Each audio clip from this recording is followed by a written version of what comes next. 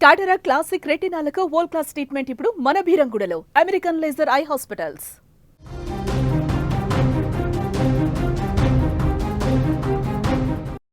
ఎవడిని నమ్మేటట్టుంది చెప్పండి? ఏ స్నేహితుడిని నమ్మేటట్టున్నాయి ఈ రోజులు? రోజు రోజు రోజు అరే నా ఫ్రెండ్ కోసం నేను ప్రాణమిస్తాను, నా ఫ్రెండ్ కోసం నేను ప్రాణమిస్తా అంటే అదే ఫ్రెండ్ నీ ప్రాణం తీస్తే? నేను తల్లిదండ్రులందరినీ అడుగుతున్నాను, అట్లాగే ఫ్రెండ్స్ కోసం జీవితాన్ని నాశనం చేసుకునేందుకు కూడా సిద్ధమయ్యే మూర్ఖమైన స్నేహితులను కూడా అడుగుతున్నాను ఈ ప్రశ్న. ఎవడిని నమ్మేటట్టుంది లోకంలో? చాలాసార్లు మన పేరెంట్స్ చెప్తుంటారు స్నేహితులతో జాగ్రత్త, గాలి తిరుగుడు తిరగొద్దు, జులాయిలతో తిరగొద్దు అని. ఇంకో మాట కూడా పదే పదే చెప్తుంటారు, తాగొద్దు అని. అమ్మా నాన్న చాలా స్పష్టంగా ఇంట్లోంచి బయటికి వెళ్ళేటప్పుడు జాగ్రత్త బిడ్డ, ఆంతో ఇంతో తిరగకు, తాగకు అని చెప్తుంటే చాలా లైట్గా తీసుకొని వెళ్ళిపోతాం. అటువంటి ఫ్రెండ్స్ నిన్ను టార్గెట్ చేసి లేపేస్తే, ఇంకా చెప్పాలంటే చంపేస్తే ఏం చేస్తావు? చంపేస్తే అటువంటి ఫ్రెండే నిన్ను తీసుకొచ్చి హత్య చేస్తే ఏం చేస్తావు? పీకల దాకా తాగిన తర్వాత, చిన్న విషయంలో ఘర్షణ జరిగిన తర్వాత వాడు కత్తి తీసి పొడి చేస్తే ఏం చేస్తావు? తాగిన మద్యం బాటిల్ని పగలగొట్టి నీ తలపైన అదే బాటిల్తో కడుపులో పొడిస్తే ఏం చేస్తావు? స్నేహం అంటే ఏంటి? ఒకరి కోసం ఒకరు త్యాగం చేసుకునేవాళ్ళు. అటువంటి స్నేహితుడు నీ స్నేహితుడు హర్ట్ కాకుండా కాపాడతాడు. పనికిరాని గాలి తిరుగుళ్ళు, జులాయి తిరుగుళ్ళు తిరిగితే ఇవాళ కోకాపేటలో జరిగింది రేపు మీ లైఫ్లో కూడా జరుగుతుంది.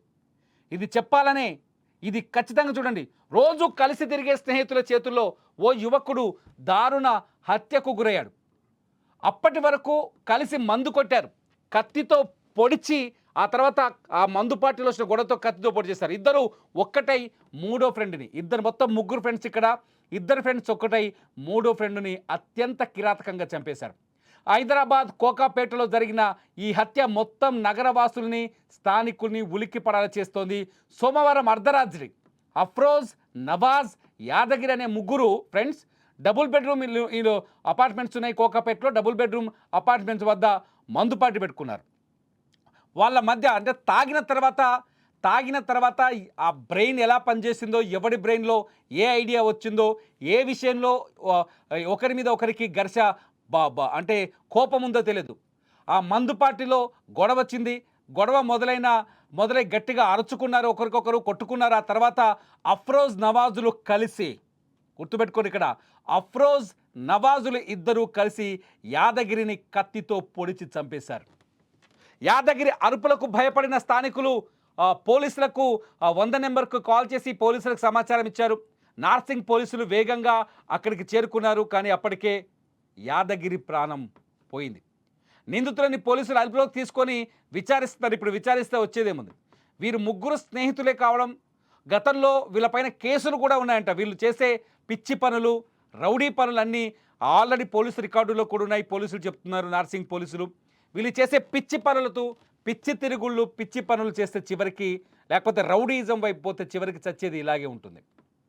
నేను చాలామందికి చెప్తున్నాను, అరే బాబు చదువుకోండి, అవకాశం దొరికితే చదువుకోండి, చదువుకున్న తర్వాత ఉద్యోగాన్ని వెతుక్కున్న తర్వాత భవిష్యత్తుని అందంగా మార్చుకోవడానికి ఏం చేయాలో నేర్చుకోండి.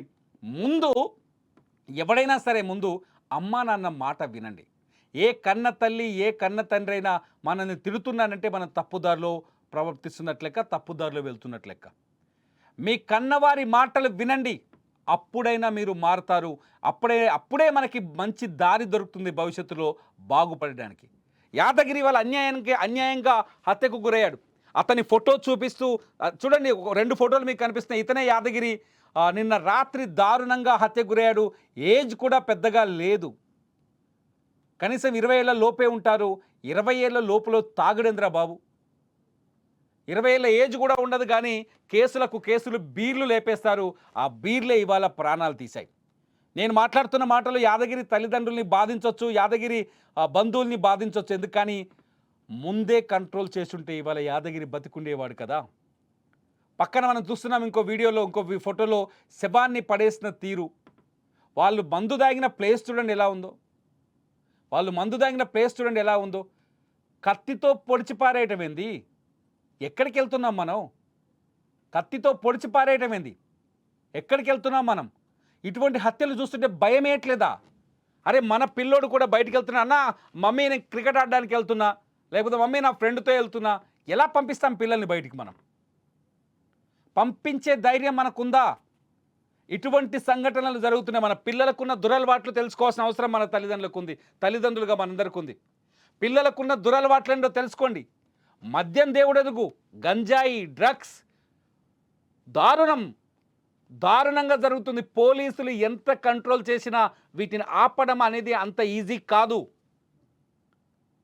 పోలీసులు ఎంత కంట్రోల్ వీళ్ళు ముగ్గురు నిన్న మందు పార్టీ పెట్టుకోకపోయినట్టు ఎవరు యాదగిరి బతుకునేవాడు కదా, హాయిగా ఇంట్లో దసరా పండుగ చేసుకునేవాడు కదా. ఎందుక పనికిరాని ఫ్రెండ్స్? ఒకవేళ నీ ఫ్రెండ్ అంటే నీ కోసం ప్రాణం ఇవ్వాలి కానీ ప్రాణం తీస్తాడా? యాదగిరి మరణం నుంచి మీరు నేర్చుకుంటున్న గుణపాఠం ఏంటి? నేను అడుగుతున్నాను, ప్రేక్షకుల్ని కామెంట్ చేయండి వీడియో కింద. యాదగిరి మరణం నుంచి చాలా బాధేస్తుంది. ఎందుకంటే వాడికి కనీసం 20 ఏళ్ళు కూడా నిండలేదు. ఫ్రెండ్స్ని నమ్మిపోయి మందు తాగి అత్యంత దారుణంగా హత్యకు గురవడాన్ని నేను భరించలేకపోతున్నాను. మీరేమనుకుంటున్నారు? యాదగిరి హత్యకు కారణం ఏమై ఉంటుందనుకుంటున్నారు? యాదగిరి లాంటి అంటే జులాయి ఫ్రెండ్స్తో వెళ్తే యాదగిరి లాంటి సంఘటనలు మీకు ఎప్పుడైనా ఎక్స్పీరియన్స్ అయ్యాయా? ఇటువంటి వాళ్ళు బాధ్యతగా మారాలంటే ఏం చేయాలి? మీరేమనుకుంటున్నారు? ఈ వీడియో కింద కామెంట్ చేయండి. లైవ్ అప్డేట్స్ కోసం చూస్తూనే ఉండండి సుమన్ టీవీ డిజిటల్ లైవ్, అట్లాగే సుమన్ టీవీ లైవ్.